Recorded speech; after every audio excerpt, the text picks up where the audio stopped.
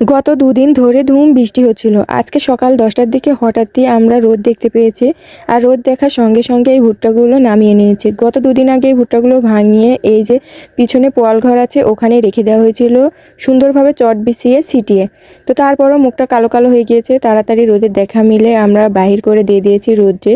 আমাদের চিন্তা ছিল পাশের বাড়ি ভাবিদের ছাদে নিয়ে যাওয়ার, সেখানে আরও দুজন অলরেডি আমাদের আগেই দিয়ে ফেলেছে। কি করব, তো আমরা মাটিতে অনেক রকমের চট বিছিয়ে দেন এই চটগুলো দিয়ে রোদ্রে দিয়ে দিয়েছি। তো এই তো সারাদিন রোদ্রে দেওয়ার পরে এখন বিকেল হয়ে গিয়েছে, প্রায় 3টা বাজে, আর আকাশের আবহাওয়া খুবই খারাপ।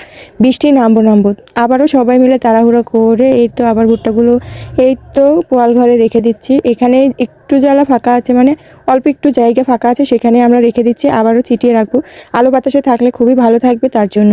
তো ঈদের সামনে এগুলো আগামীকাল হাটে বিক্রি করে ফেলতে পারি, তো সেটাও আপনাদের সঙ্গে শেয়ার করব কত টাকা বিক্রি করি।